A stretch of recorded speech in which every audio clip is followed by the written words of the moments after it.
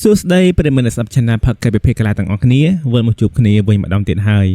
យកាលពីអេពីសូតទី2ខ្ញុំបានលើកយកសម្ដីរបស់តារាឆ្នាំ Cristiano Ronaldo ដែលគាត់បានពោលថាខ្ញុំមិនរត់តាមកំណត់ត្រានោះទេកំណត់ត្រាទៅវិញតែដល់រត់តាមខ្ញុំប្រសិនបើអ្នកទាំងអស់គ្នាមិនទាន់បានស្ដាប់អេពីសូតមុនរបស់ខ្ញុំទេអ្នកទាំងអស់គ្នាអាចចូលទៅស្ដាប់ក្នុង Channel វិភេកឡាបាននៅក្នុងបទសម្ភាសន៍មួយជាមួយកីឡាករ Cristiano Ronaldo បានលើកយករឿងរ៉ាវដែលមាននៅក្នុងចិត្តរបស់គាត់យកមកលាតត្រដាងយ៉ាងដូចនេះថាខ្ញុំពិតជាដឹងគុណនិងអរគុណដល់មិត្តសម្លាញ់របស់ខ្ញុំអាបឺតយ៉ាងខ្លាំងដែលធ្លាប់ជួយខ្ញុំកាលពីពួកយើងលេងនៅក្រុមថ្នាក់យុវជនជាមួយគ្នាដោយសារតែការជួយរបស់គាត់ទើបខ្ញុំអាចមានថ្ងៃនេះ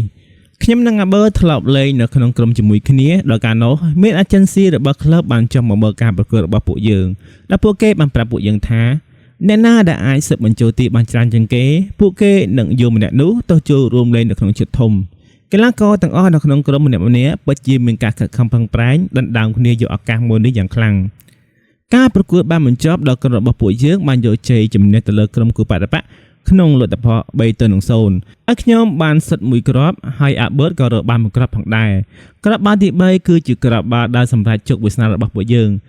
ប្រសិនបើខ្ញុំសិតបន្ថែមមួយគ្រាប់ទៀតខ្ញុំនឹងមានឱកាសទៅចូលរួមលេងនៅក្នុងជិតធំប៉ុន្តែប្រសិនបើជាអ្នកសិតបញ្ចូលទីវិញគាត់ក៏មានឱកាសបង្ហាញខ្លួននៅក្នុងជិតធំដូចគ្នាផងដែរខ្ញុំនៅចាំបានថាពេលនោះអាបឺតមានឱកាសអូបាល់ដាច់មើលស្មៅជាមួយនឹងអ្នកចាំទីទៅហើយប៉ុន្តែគាត់បែរជាមិនព្រមសិតបញ្ចូលទីដោយខ្លួនឯងនោះទេអាបឺតសុកចិត្តបោះបាយមួយគ្រាប់នោះឲ្យខ្ញុំជាអ្នកសិតបំពងសំណាញ់ទីជំនួសវិញបន្ទាប់ពីចាប់ការប្រកួតខ្ញុំបានដើរទៅជិតអាបឺតហើយសួរគាត់ថ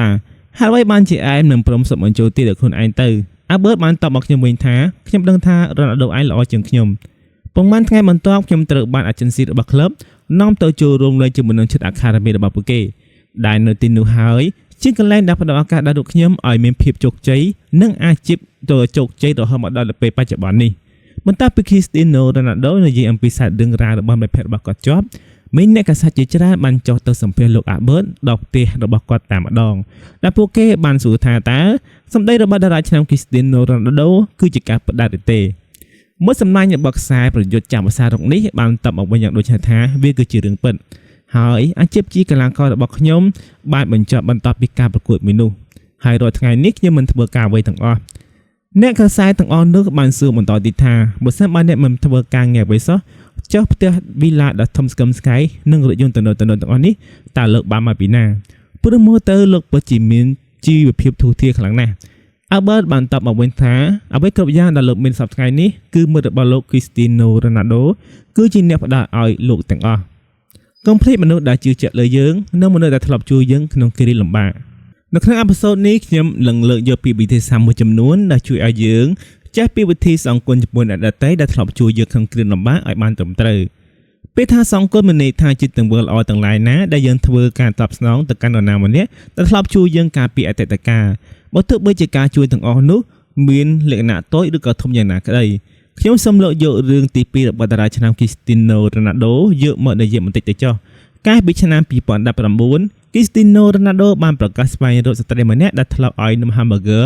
ដល់រូបគាត់នៅពេលដែលគាត់នៅក្មេងអ្នកស្រីអេដាត្រូវបាន Ronaldo អញ្ជើញរូបគាត់ឲ្យមកពិសារអាហារជាមួយគ្នាដើម្បីជាការអរគុណដល់អ្នកស្រីដែលធ្លាប់ឲ្យនំ hamburger ដល់គាត់កាលពីរូបគាត់នៅក្មេងអ្នកស្រីអេដាមិនប្រសាទថាខ្ញុំពិតជាសប្បាយចិត្តខ្លាំងណាស់ដែល Cristiano Ronaldo នៅតែចងចាំរឿងមួយនេះបានវាបានកើតឡើងយូរឆ្នាំណាស់មកហើយខ្ញុំមិននឹកស្មានឡើយថារូបគេអាចនៅចងចាំរឿងទាំងអស់នេះបានវាគឺជាគំរូមួយដ៏ល្អដែល Ronaldo មិនដែលបំភ្លេចអំពើល្អរបស់អ្នកដទៃដែលធ្លាប់ធ្វើមកលើរូបគេបើទោះបីជាពេលនេះម្ចាស់ពានរង្វាន់បាល់ឡុនដ5សម័យកាលរូបនេះមានឈ្មោះល្បីក៏ដោយក៏រូបគេមិនដែលបំភ្លេចអ្នកដែលធ្លាប់ជួយគេក្នុងគ្រាលំបាកម្ដងណាឡើយហេតុអ្វីបានជាយើងត្រូវចេះតបស្នងសងគុណចំពោះមនុស្សដែលធ្លាប់ជួយយើងក្នុងគ្រាលំបាក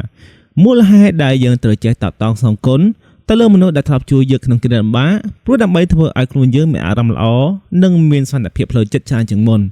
ហើយថែមទាំងធ្វើឲ្យអ្នកដែលគេធ្លាប់ជួយយើងសប្បាយចិត្តផងដែរគ្មាននរណាម្នាក់ដែលកើតមកមិនធ្លាប់ឆ្លងកាត់ដំណាក់កាលដ៏លំបាកនៅក្នុងជីវិតរបស់ពួកគេឡើយមានតែអ្នកដែលធ្លាប់ឆ្លងកាត់ការលំបាកតែប៉ុណ្ណោះទើបយកអារម្មណ៍មួយនេះហើយមានតែអ្នកដែលធ្លាប់ត្រូវបានគេជួយសង្គ្រោះពីស្ថានភាពដែលលំបាកតែប៉ុណ្ណោះទើបយកពីទឹកចិត្តរបស់ពួកគេបានដោយពាក្យមួយឃ្លាដែលបងប្អូនខ្មែររបស់យើងតែងតែចូលចិត្តនិយាយថាអ្នកនឹងស្គាល់ពីតម្លៃរបស់ទឹកនៅពេលដែលអ្នកគឺជាអ្នកដែលទៅដងទឹកទាំងអស់នោះគ្រប់ដំណក់ទឹកទាំងអស់គឺសុទ្ធតែមានតម្លៃ សម្រាប់បងប្អូនដែលចង់ស្ដាប់អេពីសូតថ្មីៗរបស់ខ្ញុំបន្តទៀតអ្នកទាំងអស់គ្នាអាចចូលទៅស្ដាប់នៅក្នុង Channel Podcast វិភាគកន្លះបានហើយបើសិនបានអ្នកទាំងអស់គ្នាចូលចិត្តនៅវីដេអូរបស់ខ្ញុំសូមកុំភ្លេចចុច Like Comment និង Subscribe ម្នាក់មួយផងដើម្បីទទួលបានវីដេអូថ្មីៗបន្តទៀតខាងក្រោមនេះគឺជាវិធីសាស្ត្រមួយចំនួនដែលយើងអាចតបសងគុណចំពោះអ្នកដែលធ្លាប់ជួយយើងក្នុងគ្រាលំបាកវិធីសាស្ត្រទី1តបស្នងសងគុណតាមលទ្ធភាពដែលយើងអាចធ្វើទៅបានកុំចាំតតែមានអ្វីគ្រប់យ៉ាងយើងមិនអាចដឹងមុនឡើយថាតើថ្ងៃស្អែកនឹងមានរឿងអ្វីកើតឡើងដូច្នេះហើយយើងកុំចាំតតែខ្លួនយើងមានអ្វីគ្រប់យ៉ាងសិនទើបចាំតសងគុណទៅដល់អ្នកដែលធ្លាប់ជួយយើងក្នុងគ្រាលំបាកបើអ្នកទាំងអស់គ្នាមានឪពុកម្ដាយដែលនៅមានជីវិតចូលទំនាក់បំរុងនិងប្រតិបត្តិចំពោះពួកគាត់ឲ្យបានល្អតាមដែលអាចធ្វើទៅបានកុំចាំតតែមានប្រាក់ខែច្រើនសិនឬចាំតតែមាននេះឬមាននោះសិនទើបចាំតបស្នងសងគុណដល់ពួកគាត់វិញនោះក្រែងលោពួកគាត់លែងរស់នៅលើផែនដីនេះបន្តទៀតដោយពីចាស់មួយឃ្លាដែលតែងតែពោលថាធ្វើបុណ្យតន់ខែភ្លឺនិយាយមកដល់ត្រឹមចំណុចនេះខ្ញុំសូមណែនាំអ្នកទាំងអស់គ្នាឲ្យទៅទស្សនាខ្សែភាពយន្តចិនក្នុង Channel TVB Comedy Drama ដែលខ្សែភាពយន្តមួយនេះមានចំណងជើងថាជំនាញផ្ទះរីករាយពេលដែលអ្នកទាំងអស់គ្នាបានទៅទស្សនាខ្សែភាពយន្តមួយនេះនឹងធ្វើឲ្យអ្នកទាំងអស់គ្នាយល់ពីអត្ថន័យនៃក្តីស្រឡាញ់ការដឹងគុណចំពោះអ្នកមានកូនការចេះសាមគ្គីភាពគ្នានៅក្នុងក្រុមគ្រួសារនិងយល់តម្លៃក្នុងការរស់នៅក្នុងសង្គមផងដែរ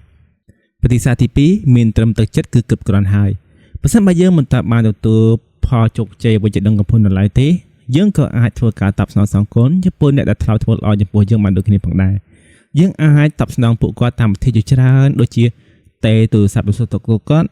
់មានអាហារឬបន្លែផ្លែឈើអីបន្តិចបន្តួចយើងក៏អាចយកឲ្យពួកគាត់បានផងដែរតិចឬច្រើនមិនសំខាន់អ្វីដែលសំខាន់នោះគឺទឹកចិត្តឪពុកម្ដាយរបស់យើងមិនចង់បានអ្វីឡើយពីកូនសូមត្រឹមកូនឧស្សាហ៍ទេមកលេងពួកគាត់ឬសូមត្រឹមកូនឡើងមកលេងពួកគាត់នៅពេលបុណ្យទានម្ដងម្កាលគឺពួកគាត់អស់ចិត្តហើយគ្មានអ្វីដែលឈឺចាប់ជាងការដែលយើងមើលឃើញឪពុកម្ដាយរបស់ពួកយើងមានវ័យកាន់តែចាស់ពីមួយថ្ងៃទៅមួយថ្ងៃនោះទេស្រាប់ពេលដែលយើងមិនទាន់បានជោគជ័យអ្វីជាដុំកំភួននៅឡើយដូចតារាឆ្នាំ Cristiano Ronaldo អញ្ចឹងពេលដែលគាត់ទទួលបានជោគជ័យនៅក្នុងវិស័យបាល់ទាត់ឪពុករបស់គាត់បែរជាចែកឋានទៅចោលគ្រួសារទាំងមួយបាត់ទៅវិធីសាស្ត្រទី3តបស្នងសងគុណនៅពេលដែលយើងទទួលបានជោគជ័យអតីតខ្សែប្រយុទ្ធរបស់ក្រុមហ៊ុនក្រហម Liverpool Sadio Mane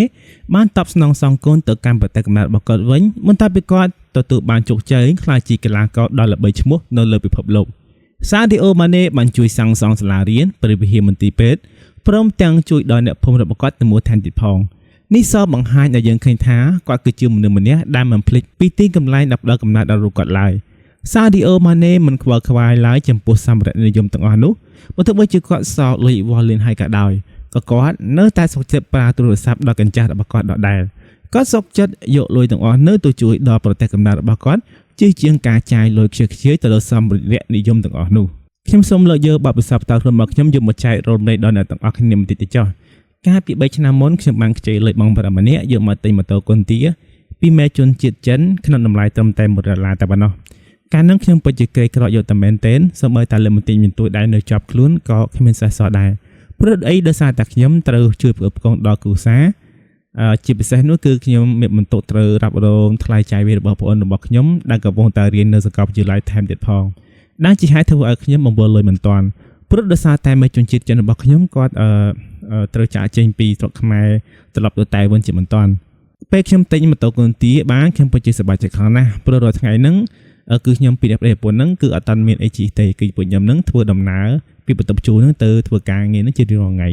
សម្រាប់អ្នកទាំងអស់គ្នាលុយត្រឹម$100វាមិនជាចំនួនច្រើននោះទេប៉ុន្តែសម្រាប់អ្នកដែលគ្នាអត់វិញ$100វាពិតជាច្រើនណាស់សម្រាប់ពួកគេខ្ញុំតែងតែដឹងគុណដល់បងប្រុសម្នាក់ហ្នឹងដែលឲ្យលុយខ្ញុំខ្ចីទីម៉ូតូកុនទានឹងចំណិចតើអ្នកទាំងអស់គ្នាបានធ្វើការតបស្នងសងគុណទៅកាន់អ្នកដែលធ្លាប់ជួយអ្នកទាំងអស់គ្នាក្នុងគ្រាលំបាកហើយឬនៅប្រសិនបើមិនតាន់ធ្វើទេចាំបង្ការបានធ្វើទៅសរុបមកវិញការដែលយើងចេះដឹងគុណចំពោះអ្នកដែលធ្លាប់ជួយយើងក្នុងគ្រាលំបាកគឺជារឿងមួយដែលយើងក៏បីគួរធ្វ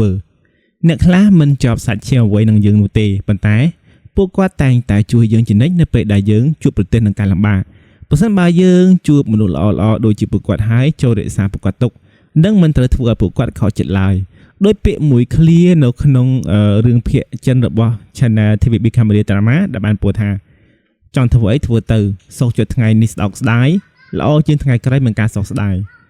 មុននឹងបញ្ចប់អេពីសូតនេះទៅខ្ញុំសង្ឃឹមថាអ្វីដែលខ្ញុំបានលើកឡើងមកខាងលើនេះនឹងផ្ដល់ផលប្រយោជន៍ដល់អ្នកទាំងអស់គ្នា ហើយប្រសិនបើអ្នកទាំងអស់គ្នាគិតថាវីដេអូរបស់ខ្ញុំមានប្រយោជន៍សូមចុច like comment និង subscribe អ្នកមួយផងជួបគ្នានៅអេពីសូតបន្តសូមអរគុណ